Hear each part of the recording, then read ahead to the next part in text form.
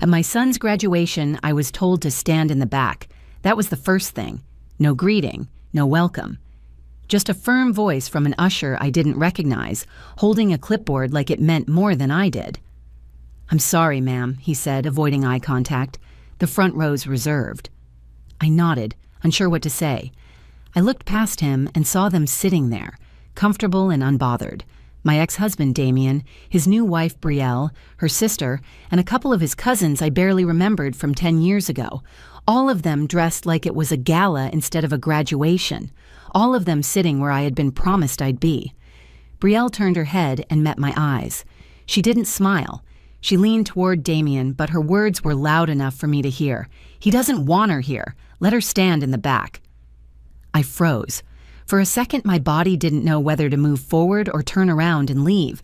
My heart pounded so hard I could feel it in my teeth. My sister Maritza stepped forward. "Say that again. Go on, I dare you."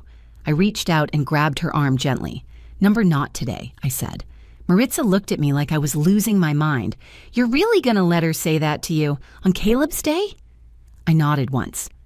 "It is his day. That's exactly why I won't make a scene." My eyes moved across the auditorium. Hundreds of chairs, balloons tied to aisle ends, students in their blue gowns lining up backstage. My stomach twisted. I had waited for this day for 18 years, through scraped knees and spelling bees, broken heaters and long shifts that turned into double shifts. Through nights I went to sleep hungry because we only had enough food for him. Through birthdays where I wrapped dollar store toys and made them feel like treasures. I stood in the back. I stood because I didn't want Caleb's day to start with tension or confrontation. I stood because he deserved peace. But the silence burned. Every clap for a student felt like a reminder. Every camera flash from the front row felt like it belonged to someone else's life, someone who got to be proud in public. My chest ached, not just from being overlooked, but from knowing someone else wanted me to be invisible. Brielle wasn't his mother. She didn't hold him through nights of fever. She didn't teach him how to tie a tie for his first school dance. She didn't sit at kitchen tables with overdue bills and still make sure he had everything he needed for science fair. I did that. I did all of that. But she had the front row seat, and I had the back wall.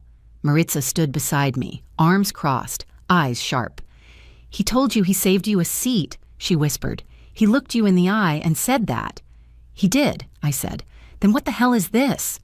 I couldn't answer. I didn't know if Caleb knew what was happening. I didn't know if he was backstage, focused on the moment, unaware that his mother was being quietly removed from the picture. Or worse, what if he did know? What if he let this happen? My throat tightened. I blinked fast to keep the tears from rising. Not now, not when this was supposed to be a celebration. I reached into my purse for tissues and brushed my fingers across a photo I kept in my wallet. Me and Caleb, taken at his 10th birthday party. I was wearing a paper crown he had insisted I keep on the whole day. His arm was around my neck. His eyes were full of mischief and trust. His cheeks still had that softness little boys have before they start growing into men. I kept my hand there for a second, grounding myself. The lights dimmed a little. The music changed. The announcer's voice came on, calling students to take their seats. The ceremony was beginning. I straightened my spine and lifted my chin. I didn't have a seat. But I had a reason to be here, a reason no one in that front row could take from me. My son. The morning of Caleb's graduation felt like Christmas, but heavier. I woke up before the sun, before my alarm, before even the birds outside had started singing. I laid there in the silence of my small apartment, staring at the ceiling. A part of me couldn't believe the day had finally come. 18 years. It all boiled down to this. I got up and moved quietly, careful not to wake Maritza, who had crashed on my couch the night before to help me get ready. My nerves were too loud for sleep anyway. I made coffee, the good kind I saved for special days, and stood barefoot in the kitchen with the warm mug pressed to my hands. The light from the street outside filtered through the blinds. I could already picture him, Caleb in that cap and gown, smiling, tall, confident, so grown. The little boy who used to curl up beside me after nightmares was now about to walk across a stage and step into the next chapter of his life. And somehow, I'd gotten him here. I pulled the graduation invitation from the fridge door and ran my fingers over the embossed lettering. Ms. Lena Moreno is cordially invited to celebrate the commencement of Caleb James Moreno. When he handed it to me, he looked so proud. He had smiled and said, "Front row, Ma." I already told them, "You're sitting up close." That was Caleb. Always thoughtful. Always trying to make things right, even when his world had been pulled in different directions. The day he told me he wanted to invite his father, I swallowed my pride and nodded. "Of course," I said. "He's still your dad." It had been years since Damien left. He'd remarried, moved out of state, and only recently started calling again. I never spoke badly about him to Caleb. I figured life would show its own truths. Still, when he said Damien and Brielle would be coming, I won't lie, it stung. But I told myself it didn't matter. The important thing was Caleb graduating. I could handle a few awkward smiles. I didn't expect a warm reunion. I certainly didn't expect to be welcomed, but I never imagined being pushed out. Back in my bedroom, I zipped up the soft blue dress I had ironed the night before. It wasn't fancy, but it looked elegant. Maritza walked in, holding 2 mugs. "You nervous?" she asked. "I'm more overwhelmed," I admitted, "like something's building." She looked at me for a second. "It's just graduation, Lena. You've earned this. Don't let them rattle you."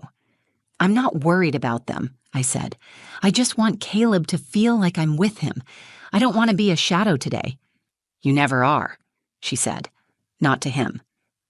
We drove to the school in my old Toyota. I had cleaned it the day before, even though I knew no one would see it but us. I don't know. Something about the day made me want everything to feel right, even the little things.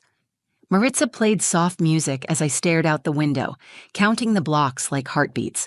When we pulled into the packed lot, I caught a glimpse of Damien's sleek black SUV, polished, expensive, loud. He was already there. My chest tightened a little. I breathed in slow. "I'm okay," I whispered. "You don't have to be," Maritza replied, "but you do have to show up."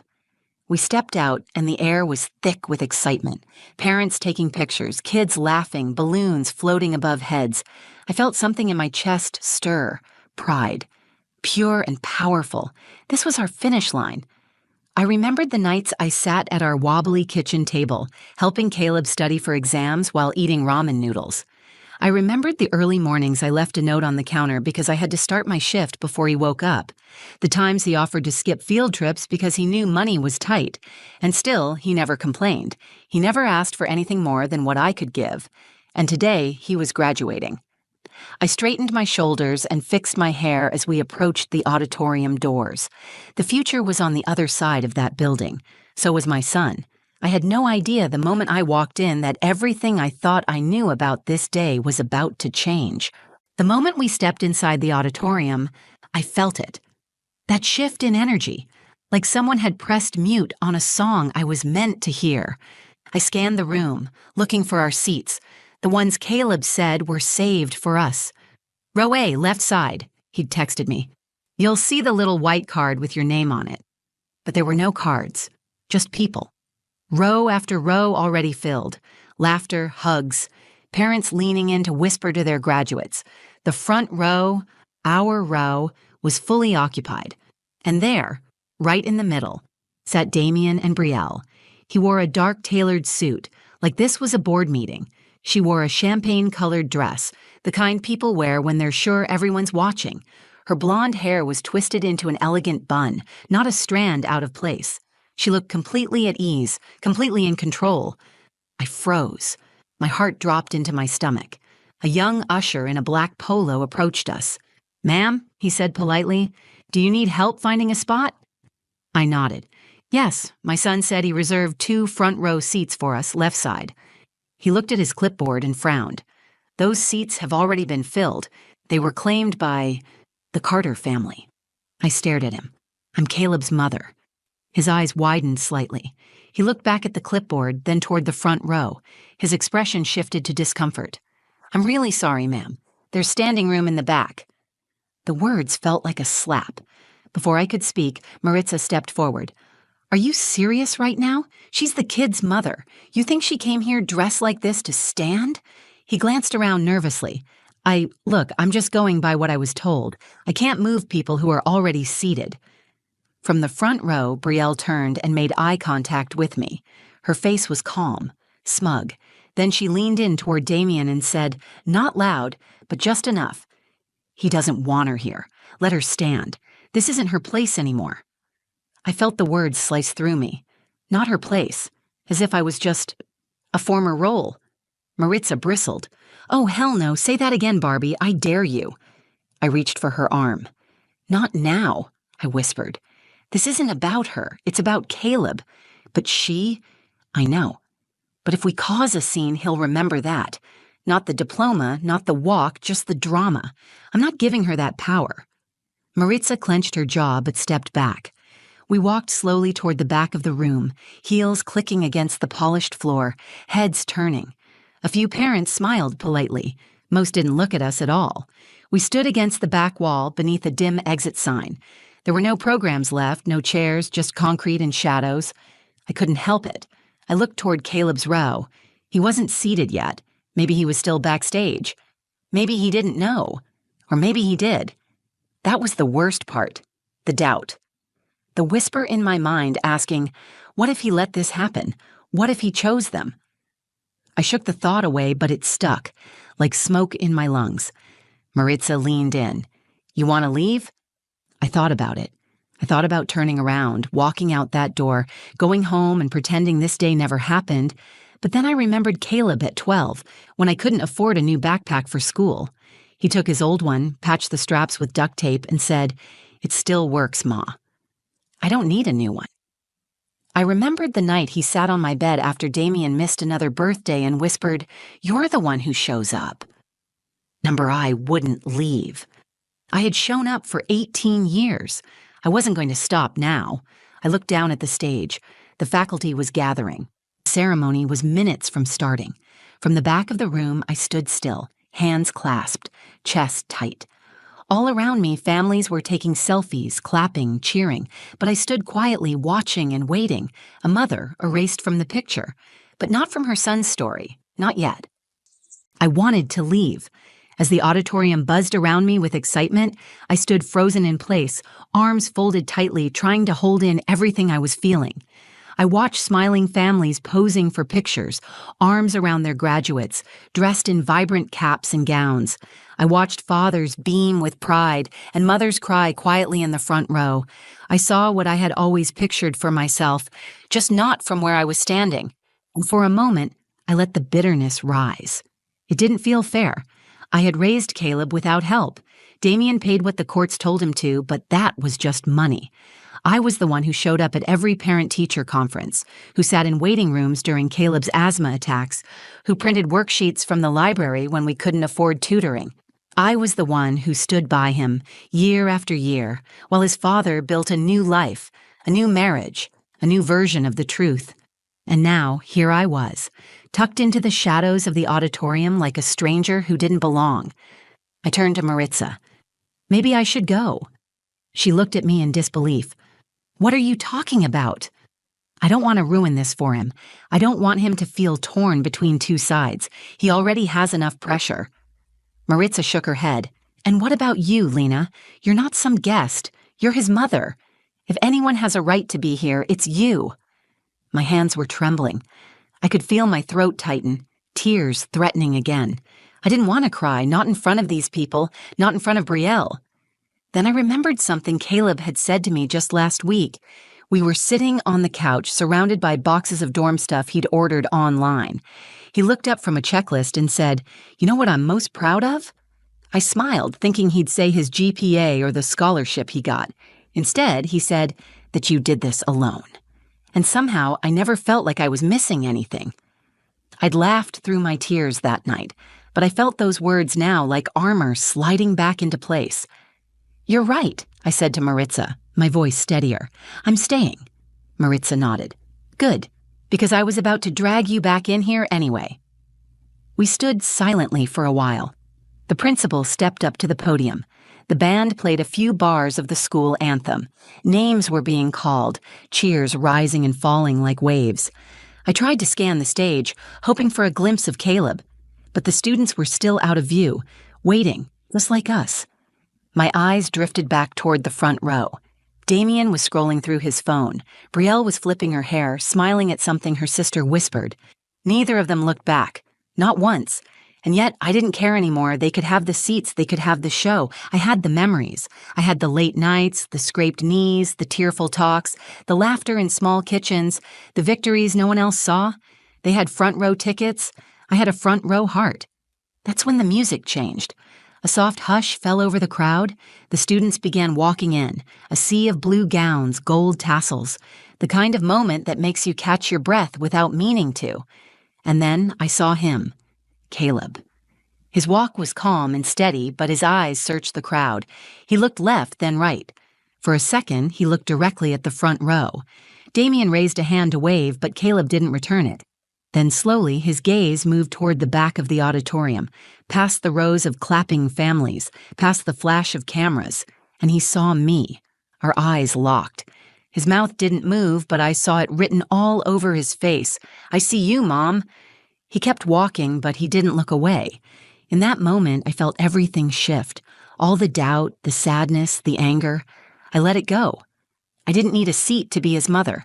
I didn't need to be in the spotlight. I just needed to be here. Because love doesn't need a reserved sign, it just needs to be present. And I was. They called his name. Caleb James Moreno. The applause started, polite and expected, like every other student who came before him. But something in me shifted when I heard it. Not just because it was my son's name, but because of how steady the announcer's voice was, like it carried weight. Caleb stepped forward. He moved across the stage with that same calm presence he's always had. Not flashy, not trying to perform, just solid, focused. A quiet confidence that I knew came from years of walking through life with nothing handed to him and everything earned. My hands gripped the edge of my purse, my heart pounding. I didn't know what was about to happen. I only knew something was different. He reached the center of the stage and took the diploma from the principal's hand. Cameras flashed. There was a brief pause as the photographer asked him to turn and smile. He did, but not toward the front row. He turned to face the crowd. He took a step closer to the microphone. There was no announcement, no program note. It wasn't planned. He just did it. He adjusted the mic, cleared his throat, and looked out across the sea of faces. "I know I'm just supposed to take this and walk off," he said. His voice rang clear, calm. "But if you'll give me a minute, there's someone I need to thank." The room quieted. Whispers faded. Even the principal looked surprised. Caleb raised his diploma slightly, not like a trophy, but like an offering. His hands didn't shake. His eyes were steady. "This," he said, "is for the woman who raised me alone." I stopped breathing. He kept going. "This is for the woman who worked 2 jobs and still made it to every school play, for the woman who skipped meals so I could eat, who stayed up late to help me study, even when her eyes were bloodshot from her shift. This is for the woman who sat through birthdays where my dad never showed up and still made me feel like the world hadn't let me down." People started to turn. Heads shifted toward the back of the auditorium. Caleb didn't break eye contact. He didn't look at the front row, not once. "She's standing in the back of this room right now," he said, "because someone told her she didn't belong up front. But let me be clear. There is no one who belongs here more than my mother, Lena Moreno." The applause didn't start right away. It was like the whole room had to absorb what just happened. Then it came. First from a few rows near the middle, then the sides, then the front. One by one, people started rising to their feet, hands clapping, some even cheering.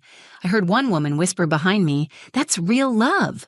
Maritza grabbed my arm. "He did that, for you." I couldn't speak. My mouth was trembling, and all I could do was nod, tears sliding down my face faster than I could stop them. Brielle sat frozen. I saw her jaw tighten, her posture stiff. Damien stared straight ahead, face unreadable, hands in his lap. But none of it mattered, because my son had stood on that stage and told the truth. He had seen everything, every sacrifice, every invisible effort, and in one moment he made it visible to everyone else. Caleb stepped down from the stage. He didn't go toward his father. He walked to the back of the auditorium, right to me, through the sea of people now watching him like he was the only person in the room. He stopped in front of me, diploma still in his hand, and said, This is yours as much as it is mine. I pulled him into my arms, and for a second, it was just the two of us again, like it had always been, not hidden, not erased, seen. In that moment, I didn't care where I had been seated. I didn't care what they thought. I didn't even care who was watching, because my son stood for me, and the whole room stood with him. The auditorium emptied slowly, but I stayed in the back, still holding Caleb's diploma in my hands. I couldn't bring myself to leave just yet. It felt like if I moved too fast, the moment might disappear, like a dream I didn't want to wake up from. Maritza stood beside me, wiping her eyes with the sleeve of her cardigan. "Well," she said with a shaky smile, "that's one for the books." I smiled. I hadn't stopped smiling since he hugged me. Caleb was at the front now, talking with friends, shaking hands with teachers. His gown hung loosely off one shoulder, and the tassel on his cap had fallen in front of his eyes. He looked so grown up, so sure of himself, but still mine. Brielle and Damien stood near the stage, a few feet apart. She said something to him. He didn't respond. His arms were crossed, his expression tight. They didn't come over. They didn't congratulate Caleb in front of me. They didn't even say goodbye. And that was fine, because this day, this moment, had nothing to do with them anymore. When Caleb finished talking with his friends, he walked back toward me, still holding his cap. His smile was soft, tired, but proud. "Hey," he said. "Hey," I answered, feeling the weight of everything I wanted to say, but not needing to. He looked down at the diploma in my hands. "You kept it." "Of course I did. You okay?" I nodded. "I'm more than okay." We walked outside into the fading sunlight. The sky streaked in soft pink and orange. It was that magic hour. Quiet, golden, full of the kind of peace that settles over you after a storm. We reached my car, and I opened the trunk so he could put his gown away. He paused, then turned to me.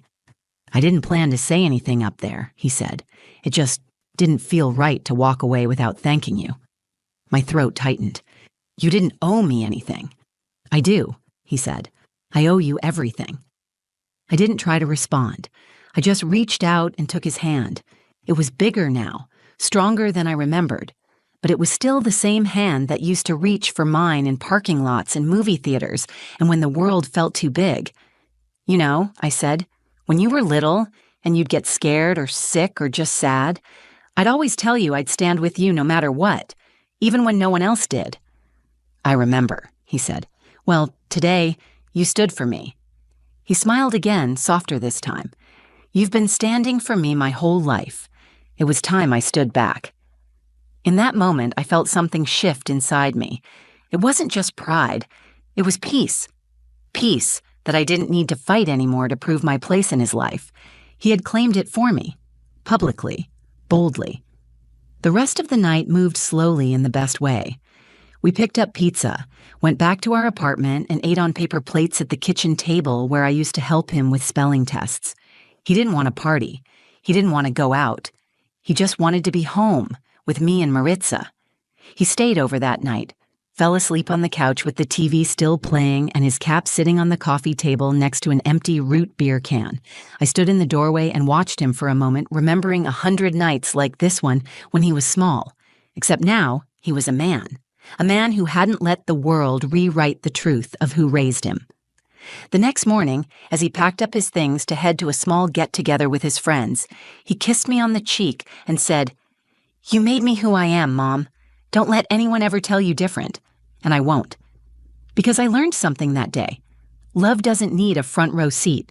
It doesn't ask for applause or recognition. It just shows up every single day, quietly, steadily, with open arms and no conditions. And sometimes, when the world least expects it, that love gets the standing ovation it deserves. That day changed something in me. Not because I was seen by a crowd, but because I was finally seen by the one person who mattered most. If you've ever felt overlooked, uninvited, or made to feel like you didn't belong, remember this. Love doesn't need permission to matter, and the truth always finds its way to the light. Thank you for listening to my story. If it touched you in any way, I hope you'll give this video a like, share it with someone who needs to hear it, and leave a comment. I'd love to know what part stayed with you. And if you believe in stories that honor real love, real strength, and real people, subscribe to the channel. There's so much more I want to share with you. Until next time, take care of your heart and stand for the people who've stood for you. You ever have a moment where the world keeps moving, but you're stuck, frozen in a memory you wish you could erase? It was my sister's baby shower. Balloons in soft blush pink floated above the patio. The tables were covered in floral cloths. Little teddy bear centerpieces perched at every corner. Laughter bubbled around us, the scent of vanilla cupcakes and fresh-cut roses floating through the spring air. It should have been perfect.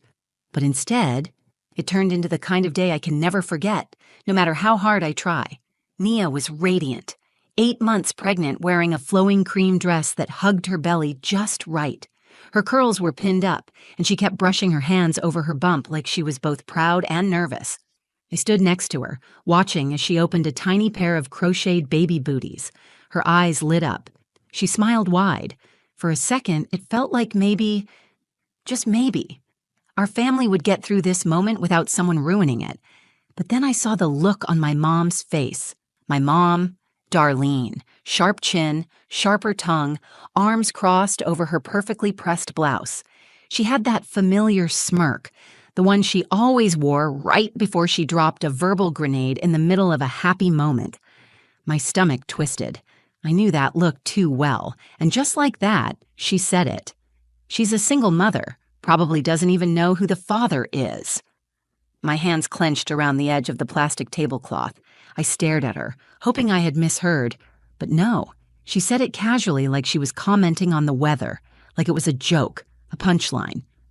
Aunt Carol, Mom's younger sister, always eager to ride shotgun on Darlene's insults, chimed in, giggling. She's just collecting sympathy gifts. I swear, the laughter that followed echoed louder than it actually was. The snickers, the nervous titters. I caught eyes glancing at each other, lips twitching, someone trying to hide a smirk behind a wine glass. And Nia? Her face fell, her hand stilled over the baby onesie she was holding. Her eyes dropped, blinking too fast. Her smile cracked, just for a second before she forced it back on like a mask that didn't quite fit. I didn't say anything. I should have. God, I wanted to. But the words caught in my throat, sticky and useless. My heart pounded so loudly I could hear it in my ears. My palms went damp. I looked around, waiting for someone else to step in, to say something, anything.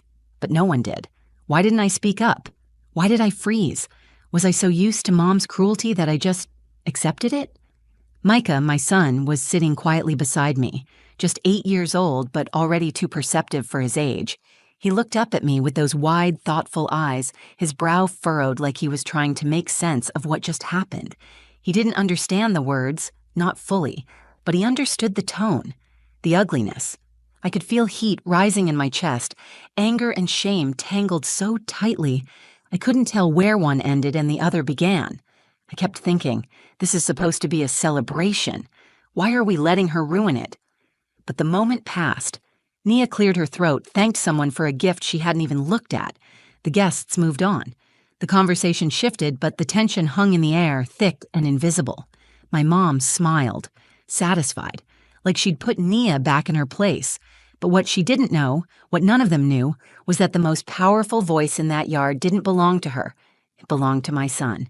And in just a few minutes, he was going to remind everyone what love actually looks like.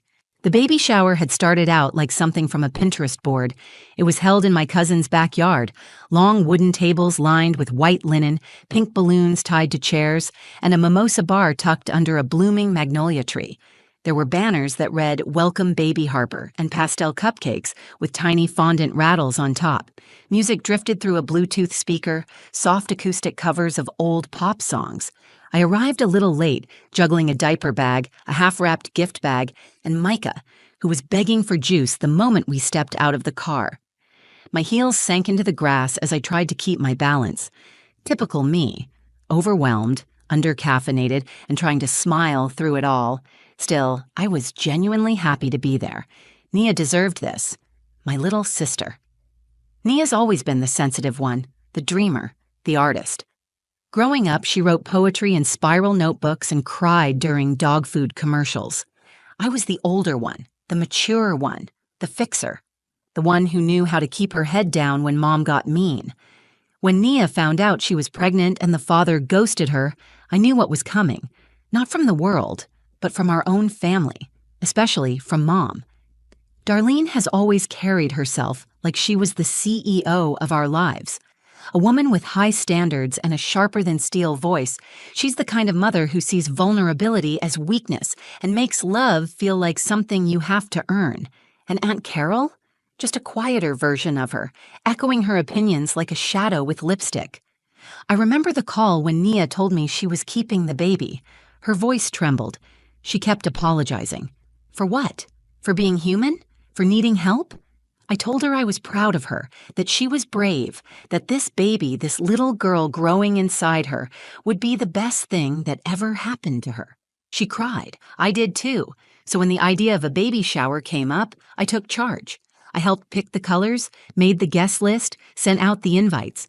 I wanted to give Nia one day, just one, where she felt like she mattered, like her choice wasn't a mistake, like she wasn't alone. And for a little while, it worked. She glowed as she greeted people, her cheeks flushed and her laugh easy. Even Mom kept her opinions on a leash, for the first hour at least, but you could feel the undercurrent. It's always there with my family. The tension you can't quite name, but it pulses beneath the surface like a low drumbeat. The way people glance when someone walks away, the tight smiles, the small silences between conversations that say more than words.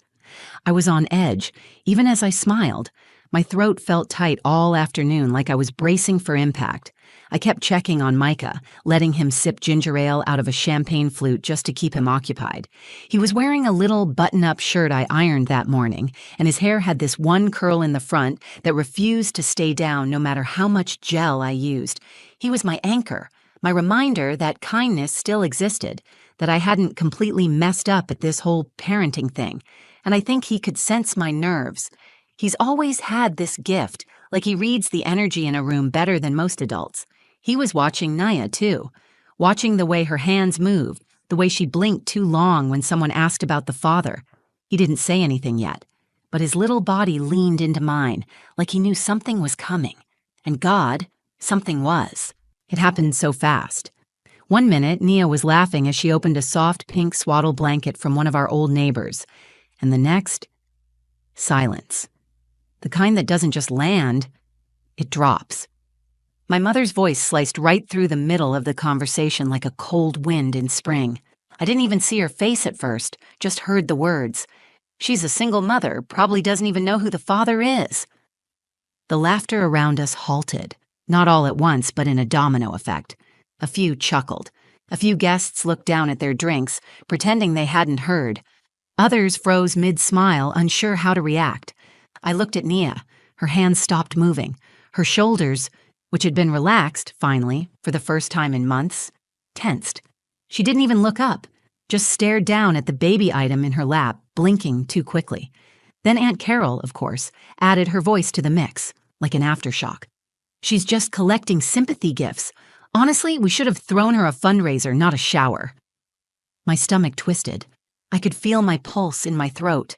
My fingers gripped the armrest of the folding chair I was sitting in, my nails digging into the cheap plastic. Did they think they were funny? Because no one was laughing. Not really. There was a smattering of nervous giggles. Those awkward little reactions people give when they don't know whether to laugh or run. A few of our cousins shifted in their seats. One woman, I think she was a coworker of Nia's, had this polite little frozen smile like she wasn't sure if this was a roast or a party. I looked at Mom.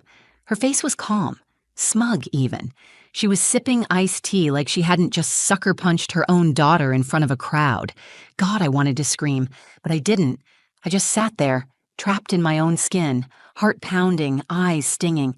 The words were there, boiling inside me, sharp and loud, but they couldn't escape. My jaw clenched, my lips pressed into a line so thin I thought I might draw blood. Why did I always freeze? Why couldn't I just say something? This wasn't new. Darlene had always been like this, finding the softest part of you and pushing on it hard. When I got divorced, she told me it was probably for the best, because I was never wife material anyway. When Micah was born, she said, I looked tired, like a girl who got pregnant by accident. And still, I let her in. Still, I sat at her table. Still, I let my son hug her every holiday. Because I wanted peace. Because I wanted family. Because I didn't want to be the one who blew things up. But in that moment, with my sister sitting there, humiliated, her hands still trembling over baby gifts she could barely afford to buy herself, I hated myself for it. I hated my silence. And I could feel Micah watching me. He was sitting beside me with his tiny legs swinging from the chair, his juice cup cradled in both hands, his head tilted as he looked from me to Nia, to my mom, and then back again. He didn't say anything, not yet, but there was something brewing in his eyes, a quiet kind of fire. Something told me he wasn't going to stay quiet for long, and in the very next moment, everything changed. Micah was quiet, almost too quiet. He hadn't said a word since Mom's comment. No fidgeting, no whispering about cupcakes, just sitting there, little hands folded in his lap, eyes flicking between me and Nia like he was solving a problem only he could see. Then, without saying a word, he slid off the chair. I felt the air shift. "Micah?" I whispered, reaching for his arm gently, but he shook his head, calm and serious, in a way no 8-year-old should have to be. "I have something to give Aunt Nia," he said. His voice wasn't loud, but it cut through the noise like a clear bell. All heads turned toward him. Conversation stopped mid-sentence. Forks hovered mid-air. I glanced at Mom. She looked confused. A few guests smiled, expecting something cute. Micah walked across the grass, his sneakers softly crunching the petals that had blown off the centerpieces. He stopped right in front of Nia and reached into his tiny backpack, one of those superhero ones he insisted on carrying everywhere. From it, he pulled a small box wrapped in crinkled blue paper with a crooked bow on top. The corners were taped down with care, but clearly by tiny hands. "I brought a gift, too," he said. "It's from me and my dad." I forgot how to breathe. Micah doesn't talk about his dad often. Since the divorce, it's been a tender, complicated subject. But when he does talk about him, it's always kind, thoughtful, never bitter, even though he had every reason to be.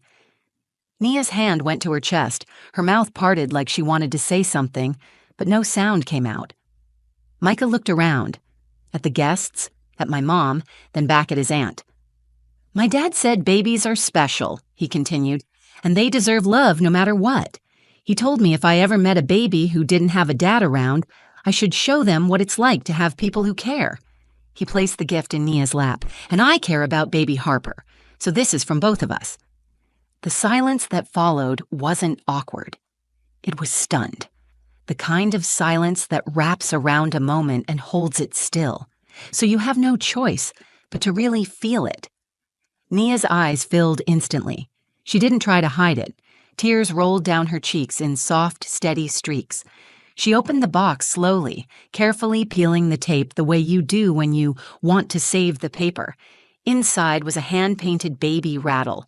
The colors were bright but uneven, the letters slightly smudged. It read, "You are loved." That's all. 3 simple words that broke the dam. Nia let out a quiet laugh through her tears, holding the rattle to her chest like it was made of gold. I looked at my mom. Gone was the smug smile. Her eyes narrowed slightly, not in anger, but in confusion, like something had cracked, but she didn't know what. And me?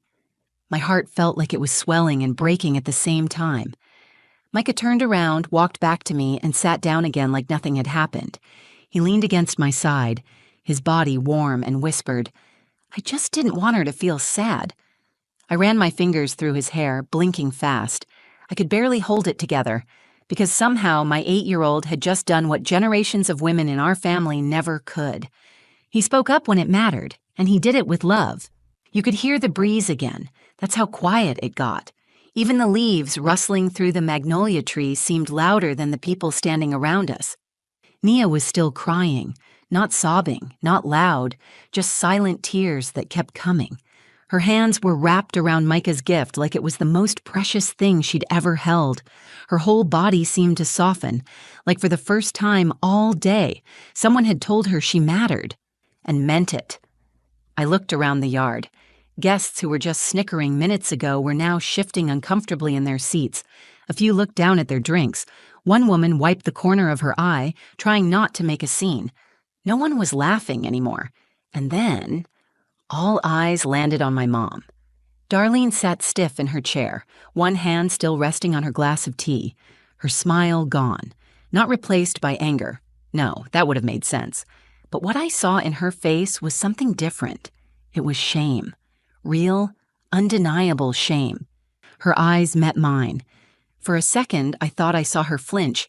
She looked like she wanted to say something, anything, but nothing came out.